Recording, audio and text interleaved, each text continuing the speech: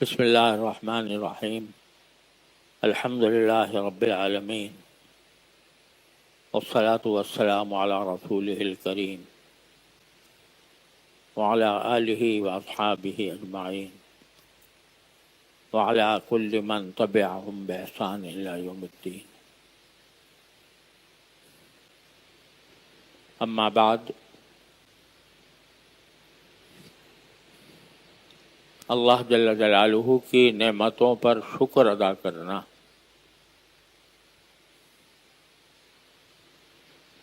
یہ بہترین عبادت اور طاعت ہے.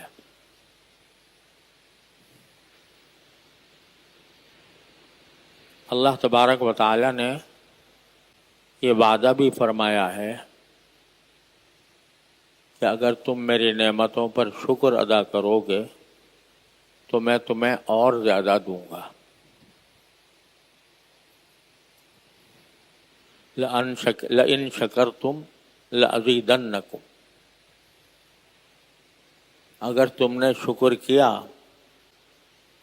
تو میں ضرور بالضرور تمہیں اور زیادہ دوں گا.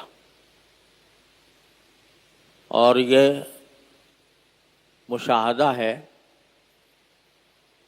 کہ جب بندہ اللہ کا شکر گزار بنتا ہے اور اس کی ہر نعمت پر شکر ادا کرنے کی عادت ڈالتا ہے تو اللہ تبارک و تعالیٰ اس کو مزید نعمتوں سے سرفراز فرماتے ہیں. اور جیسا میں نے پہلے بھی عرض کیا تھا، انسان کو اس کی عادت ڈالنی چاہیے کہ جب کبھی کوئی بات اس کے سامنے اچھی آئے جس سے دل خوش ہو تو اس کو زبان سے یا دل ہی دل میں الحمدللہ کہنا چاہیے. اسلامی معاشرے کی خصوصیات میں یہ بات داخل تھی کہ جب کوئی کسی سے پوچھے کہ بھئی کیا حال ہے، مزاج کیسے ہیں، تو پہلا لفظ یہ آتا تھا زبان پر کہ الحمدللہ اچھے ہیں. جب سے یہ مغربی تہذیب کا ہم پر تسلط ہوا ہے تو یہ مسلمانوں کی عادت بھولتے جا رہے ہیں. پوچھو کہ بھائی کیا حال ہے، کہتا میں ٹھیک ہوں،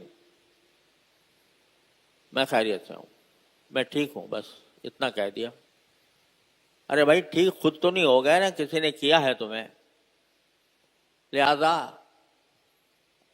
پہلے کہو کہ الحمدللہ میں ٹھیک ہوں، اللہ تعالیٰ کا شکر ہے کہ میں ٹھیک ہوں، میں خیریت سے ہوں.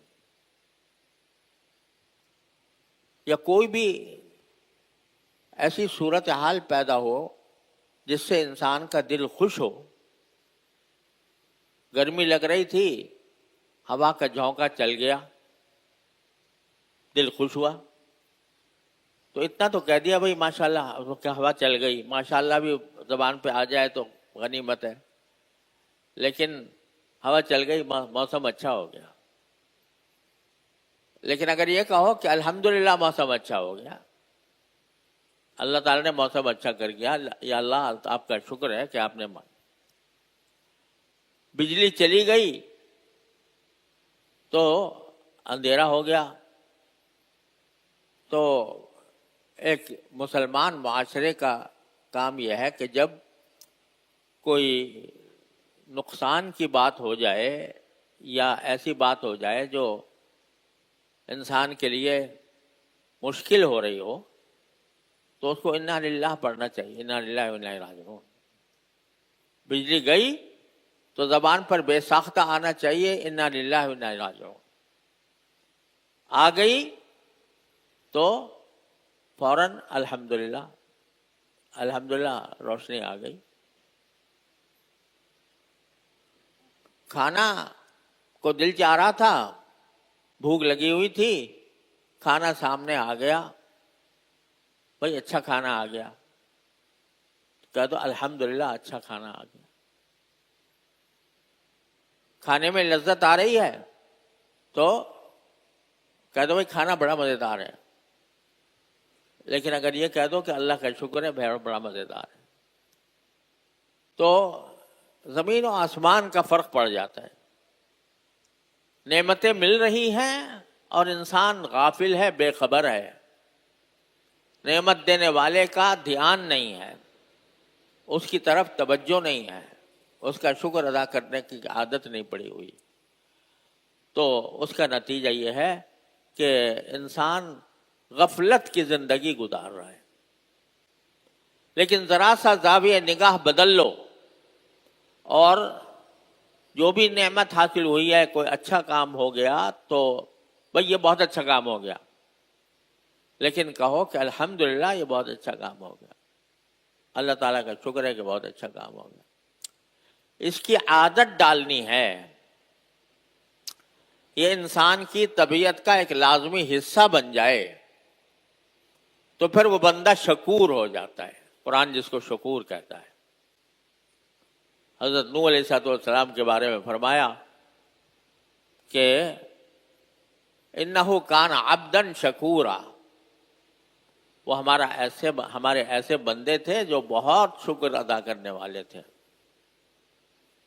لہذا شکر یہ نہ سمجھو کہ یہ معمولی بات ہے، الحمدللہ کہہ دینا یا اللہ کا شکر کہہ دینا، یہ بہت بڑی عبادت ہے، یہ بہت بڑی طاعت ہے، اور انسان کے دنیا اور آخرت دونوں کے لیے یہ بہت بڑا اجر کا سبب ہے۔ شکر گزار بندے کو اللہ تبارک و تعالیٰ نوازتے ہیں، اور ناشکرے کو ساری زندگی رونا ہی رونا رہتا ہے۔ اسی لیے بزرگوں نے یہ فرمایا کہ دنیاوی حالات میں اپنے سے نیچے والے کو دیکھو، یعنی جس کی آمدنی تم سے کم ہے، جس کا گھر تم سے چھوٹا ہے، جس کے کپڑے تمہارے معیار سے کم ہیں، اس کی طرف دیکھو۔ اس کو دیکھو گے تو اللہ تعالیٰ کا شکر ادا ہوگا کہ بھئی دیکھو یہ لوگ اس طرح بھی زندگی گزار رہے ہیں، مجھے اللہ تعالیٰ نے یہ نعمت دے رکھی ہے۔ اب ہمارے الحمدللہ دارالعلوم کے اندر اللہ تبارک و تعالیٰ نے محض اپنے فضل و کرم سے ایسا انتظام کر رکھا ہے کہ گھر سے دارالعلوم سے باہر رہنے والے بہت سی سہولتوں سے محروم ہیں۔ وہاں کس طرح لوگ زندگی گزار رہے ہیں؟ پانی ملنا مشکل، بجلی بار بار لمبے لمبے عرصوں کے لیے جا رہی ہے، بچوں کی حفاظت مشکل ہے، کیونکہ کچھ پتہ نہیں، بچہ گھر سے نکلا ہے تو پتہ نہیں اس کے ساتھ کیا واقعہ پیش آ جائے گا، لوٹ مار کا بازار گرم ہے۔ اللہ تبارک و تعالیٰ نے ہمیں یہاں پر اتنی نعمت دے رکھی ہے کہ بجلی جاتی ہی نہیں، اگر گئی بھی تو چند لمحوں کے لیے جاتی ہے، پھر آ جاتی ہے الحمدللہ۔ پانی کی کمی نہیں ہے، الحمدللہ پانی افراد کے ساتھ موجود ہے۔ تو جب وہ نعمتیں جو دوسروں کو حاصل نہیں ہیں ان کی طرف دیکھو گے تو جو خود کو حاصل ہیں ان پر بے ساختہ شکر ادا ہونا چاہیے۔ جب وضو کرو، پانی استعمال کرو یا غسل کرو تو یہ سوچو کہ دیکھو کتنا آسانی سے ہمیں یہ پانی مل گیا، اور یہ اللہ کا کرم ہے کہ ہمیں آسانی سے پانی مل گیا۔ ورنہ اپنے قریب کی بستی میں جا کر دیکھو، لوگوں کو نہانا بھی اگر پڑ جائے تو ان کے لیے پانی میسر کرنا مشکل ہو جاتا ہے۔ بجلی ہر آن جل رہی ہے، روشنی ہو رہی ہے، پنکھے چل رہے ہیں، تو ان کو دیکھو جن کو اس نعمت سے محروم ہے۔ تو جب یہ سب دیکھو، یہ نعمتیں دیکھو، تو دل ہی دل میں کہہ لو، زبان سے کہہ لو. شکر دونوں طرح ادا ہوتا ہے، زبان سے بھی اور دل سے بھی. لیکن عادت ڈالنے کی ضرورت ہے. عادت جب پڑ جاتی ہے تو پھر انسان بے ساختہ اس کے زبان پر اللہ کا شکر جاری ہوتا ہے. اور یہ خوب سمجھ لیجئے کہ شکر ادا کرنے سے اس پر اجر بھی ملتا ہے، بہت بڑی طاعت بھی ہے، بہت بڑی عبادت بھی ہے. دنیا کے اندر بھی انشاءاللہ شکر گزار بندے کو زیادہ نعمتیں اللہ تعالیٰ عطا فرمائیں گے. لیکن ایک بہت بڑی بیماری کا علاج بھی ہے. وہ بیماری کیا ہے؟ تکبر. شکر ادا کرنا، اللہ تعالیٰ کا شکر ادا کرنا، یہ تکبر کا بھی علاج ہے. وہ اس طرح کہ جو آدمی شکر ادا کر رہا ہے وہ گویا اس بات کا اعتراف کر رہا ہے کہ میں اس کا مستحق نہیں تھا اس نعمت کا، لیکن اللہ نے اپنے فضل و کرم سے عطا فرما دی. کیوں؟ اس لیے کہ شکر جو ادا ہوتا ہے اس کے معنی کیا ہے؟ اس کے معنی کیا ہے کہ بھئی آپ نے میرے اوپر ایک احسان کیا تو میں شکریہ ادا کرتا ہوں.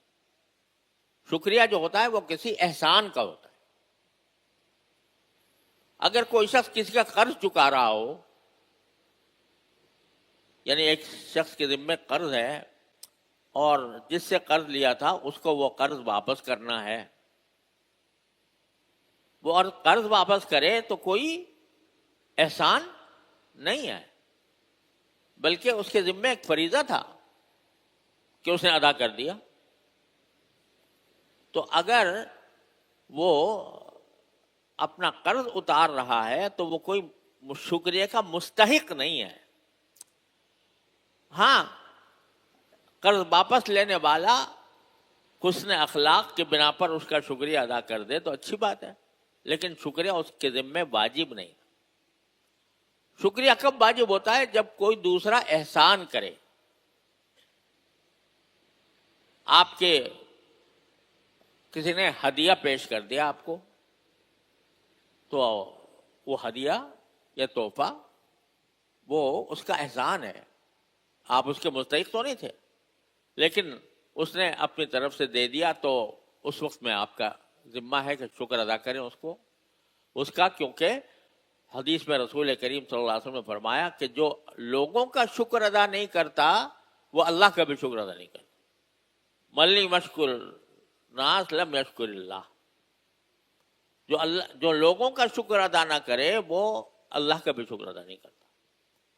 تو اگر کوئی آپ کے ساتھ احسان کر رہا ہے، کسی مصیبت میں آپ کے کام آ گیا، کسی نے آپ کو ہدیہ کر دیا، تو اس کا شکر ہوتا ہے. تو جب شکریہ ہوتا ہے احسان کا تو انسان خود بخود دل میں یہ سوچتا ہے کہ میں اس کا مستحق تو نہیں تھا، لیکن دوسرے نے مجھ پر احسان کیا، اس احسان کی وجہ سے میں اس کا شکر ادا کر رہا ہوں. تو جب آپ اللہ تعالیٰ کا شکر ادا کریں یا تو اس وقت مطلب کیا ہوا کہ میں جو میرے ساتھ اللہ تعالیٰ نے معاملہ فرمایا میں اس کا مستحق تو نہیں تھا، بلکہ اللہ نے محض اپنے فضل و کرم سے مجھ پر آسان فرمایا. اگر مجھے پیسے ملے کہیں سے، آمدنی ہو گئی میری، تو میں اس آمدنی کا مستحق تو نہیں تھا، لیکن اللہ نے اپنے فضل و کرم سے مجھے یہ آمدنی عطا فرما دی. تو جب شکر ادا کر رہا ہے بندہ تو پہلے قدم پر اس بات کا اظہار کر رہا ہے کہ میں اس کا مستحق نہیں تھا. جب یہ کہہ دیا کہ میں مستحق نہیں تھا، اللہ نے اپنے فضل و کرم سے دے دیا، تو پہلے ہی قدم پر انسان نے اپنے تکبر کی جڑ کاٹ دی. کیونکہ متکبر آدمی تو یہ کہتا ہے کہ میں تو ہر چیز کا مستحق ہوں، میں تو اتنا بڑا آدمی ہوں، میں تو اتنا صاحب منصب ہوں کہ دوسروں کو چاہیے کہ میرے آگے سر تسلیم خم کریں، دوسروں کو چاہیے کہ میرے آگے جھکیں۔ یہ تصور متکبر کے ذہن میں ہوتا ہے کہ میں بڑا ہوں۔ جیسے قارون کے بارے میں قرآن کریم نے فرمایا کہ جب اس سے کہا گیا کہ بھائی یہ اللہ تعالیٰ نے تجھے بہت سارے خزانے دیے ہیں تو اللہ کا شکر ادا کر اور اللہ کے احکام کے مطابق ان کو خرچ کر، تو جواب میں کیا کہتا ہے؟ انما اوتیتہ علی علم عندی، یہ تو میں نے اپنے ہنر سے کمایا ہوا ہے سارا، لہذا کس کا میں شکر ادا کروں؟ تو جو شکر ادا کرنے والا بندہ ہے وہ پہلے قدم پر یہ تسلیم کر رہا ہے کہ میں مستحق نہیں تھا، لیکن اللہ نے اپنے فضل و کرم سے دے دیا، لہذا میں اس کا شکر ادا کرتا ہوں۔ تو شکر ادا کرنے سے تکبر، بڑائی اور اپنی نخوت کا سد باب ہوتا ہے۔ جتنا بندہ شکر ادا کرے گا اتنا ہی تکبر اس کا کم ہوگا۔ اس لیے خوب سمجھ لیجئے کہ شیطان کے ہتھیاروں میں سے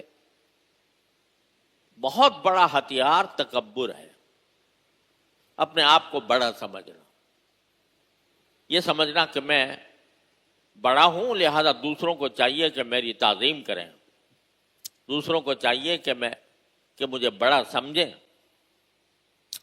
یہ تکبر جو ہے یہ سب سے بڑی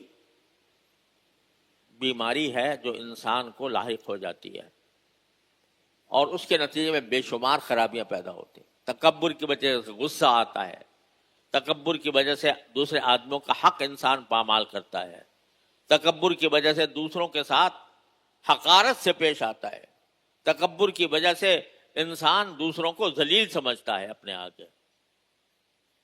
یہ اتنی بڑی بیماری ہے، اور شیطان کا سب سے بڑا داؤ یہ ہے کہ انسان کو متکبر بنا دے اور ناشکرا بنا دے۔ اور اس کی دلیل یہ ہے، قرآن کریم میں ہے کہ جب اللہ تبارک و تعالی شیطان کو جنت سے دھتکار رہے تھے اور کہہ رہے تھے تو مردود ہو گیا، تو اس وقت شیطان نے کیا کہا تھا کہ ٹھیک ہے آپ نے مجھے مردود تو کر دیا اور اس انسان کی وجہ سے کیا، تو اب میں اس انسان کا دشمن ہوں، اس انسان کو میں بہکاؤں گا۔ اور بہکاؤں گا کس طرح؟ قرآن کہتا ہے لآتینہم من بین ایدیہم ومن خلفہم وعن ایمانہم وعن شمائلہم، میں آ کر ان پر حملے کروں گا، سامنے سے بھی، پیچھے سے بھی، دائیں سے بھی، بائیں سے بھی، ان چاروں طرف سے میں اس پر حملے کروں گا۔ اس حملے کرنے کا نتیجہ کیا بتاتا ہے؟ کہ میرے ان حملوں کا نتیجہ یہ ہوگا کہ لا تجد اکثرہم شاکرین،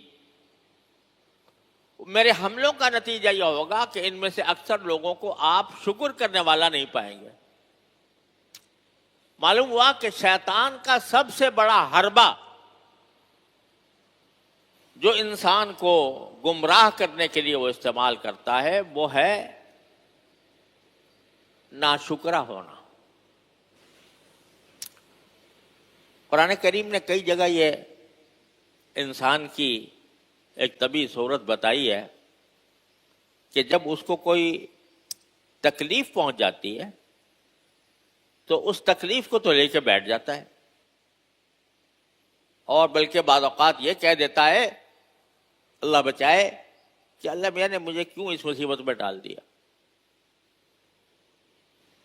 کوئی تکلیف اگر پہنچی ہے تو اس کو لے کر بیٹھ جاتا ہے، حالانکہ ٹھیک تکلیف کے وقت میں بھی اللہ تعالیٰ کی اتنی نعمتیں اس کو حاصل ہوتی ہیں کہ جن کا وہ شمار نہیں کر سکتا۔ حضرت ہمارے بزرگوں میں دارالعلوم دیوبند کے اساتذہ کرام میں ایک بزرگ تھے حضرت مولانا سید اصغر حسین صاحب رحمۃ اللہ علیہ، جو حضرت میاں صاحب کے نام سے مشہور تھے۔ میرے والد ساری زندگی ابو داؤد پڑھاتے رہے دارالعلوم دیوبند میں. میرے والد ماجد رحمۃ اللہ علیہ بھی ان کے شاگرد تھے اور بہت بے تکلف بھی تھے. عجیب و غریب حالات ہیں ان کے. تو میرے والد ماجد رحمۃ اللہ علیہ فرماتے ہیں کہ ایک مرتبہ مجھے اطلاع ملی کہ ان کو بخار ہو گیا، سخت بخار میں ہیں. تو میں ان کی بیمار پرسی کے لیے گیا تو دیکھا تو بخار میں تپ رہے تھے. میں نے پوچھا حضرت کیا حال ہے؟